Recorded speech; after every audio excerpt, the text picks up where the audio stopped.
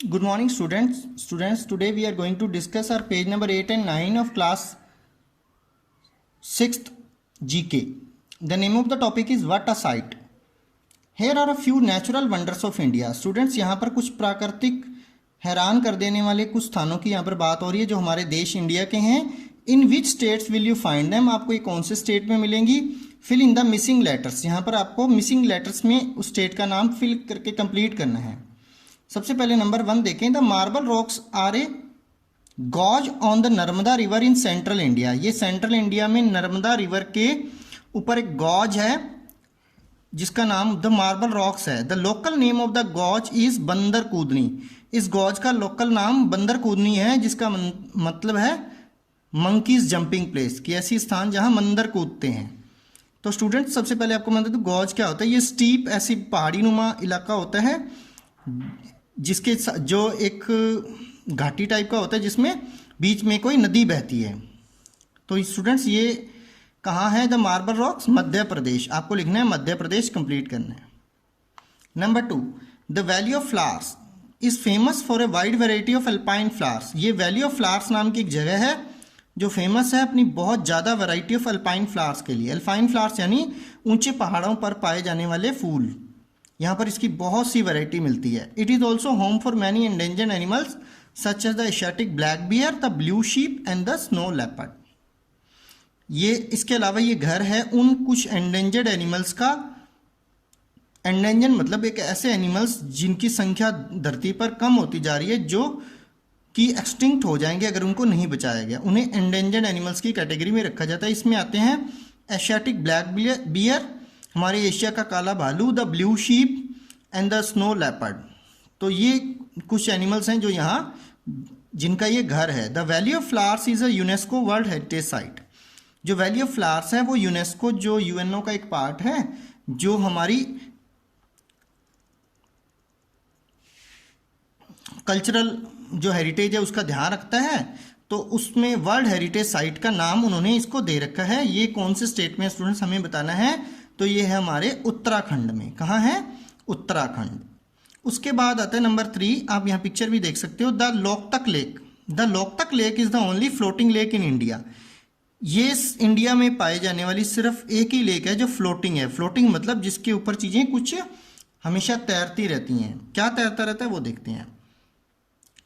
It is the largest fresh water lake in the north east. ये हमारे India के north eastern part में सबसे बड़ी फ्रेश वाटर की लेक है, यानी मीठे पानी ताजे पानी की ये झील है जो कि सबसे बड़ी है इस एरिया में. The lake has a floating mass of entangled vegetation and soil called phumdis. ये जो लेक है इसके ऊपर फ्लोटिंग मास होता है, यानी कि कुछ तैरती हुई मिट्टी और कुछ पेड़ पौधे उनकी जड़ें मिक्स होकर कुछ आइलैंड टाइप का बनाते हैं जो इसके ऊपर तैरता रहता है. ये स्टूडेंट छोटे भी नहीं होते, काफ़ी बड़े बड़े हैं. यानी कि इसके ऊपर आप देख रहे हो कि हट बनी हुई, ऐसी बहुत सी हट हैं और उनमें लोग रहते भी हैं. इनका नाम क्या है?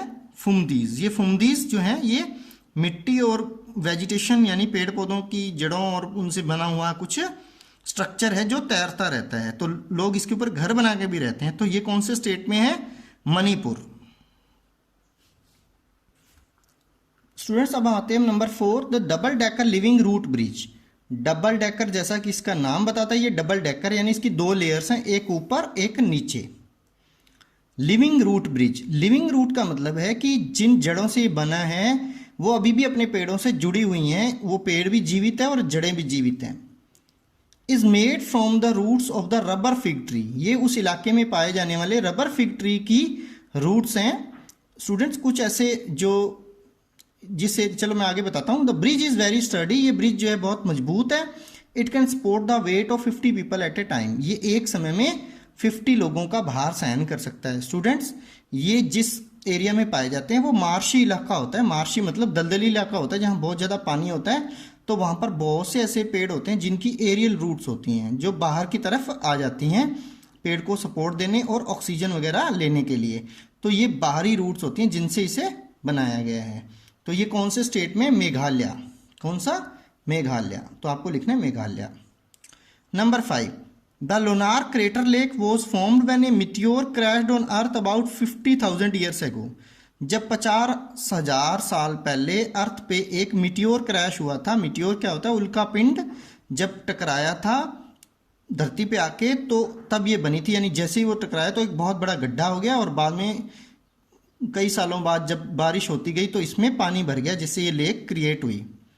The lake is both सेलाइन and alkaline. ये जो लेक है ये दोनों तरह की है। ये सेलाइन यानी नमकीन भी है, यानी नमक युक्त पानी भी है इसका, और एल्कलाइन यानी बेस क्षारीय पानी भी है। बेसिस भी कुछ केमिकल्स होते हैं जिनसे रिच ये पानी है।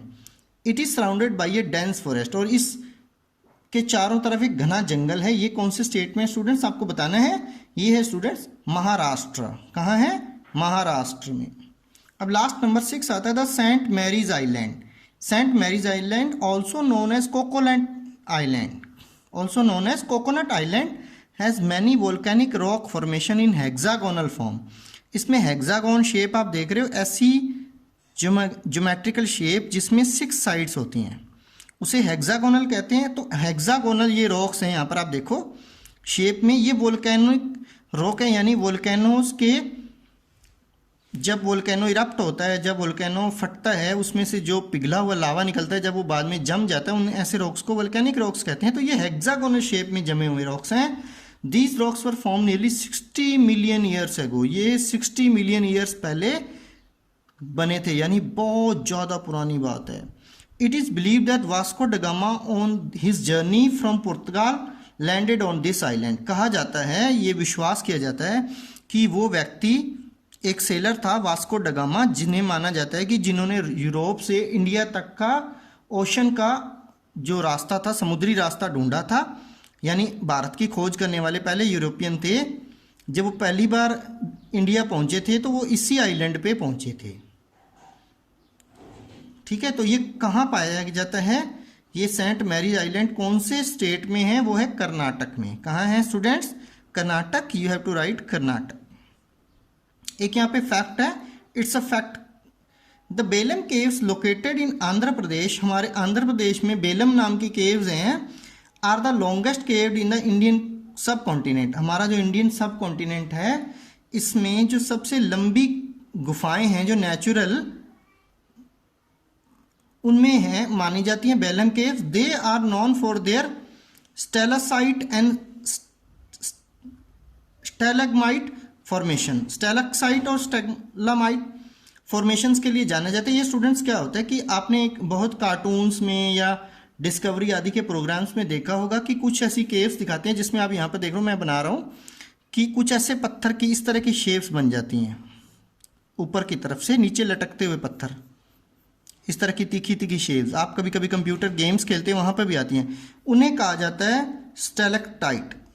और इन्हीं से गिरते गिरते जब कभी नीचे भी इसी तरह की स्ट्रक्चर्स बन जाती हैं उसी पिघले हुए पत्थरों से, और बाद में वो जम जाती हैं, तो उन्हें कहा जाता है स्टेलग्माइट फॉर्मेशंस। तो कभी कभी क्या होता है, ये दोनों कॉलम्स आपस में जुड़ भी जाते हैं और इस तरह की गुफाओं में स्ट्रक्चर पाई जाती है। तो इस तरह की बेलम केव्स जो कि आंध्र प्रदेश में हैं भी हमारे देश में पाई जाती हैं।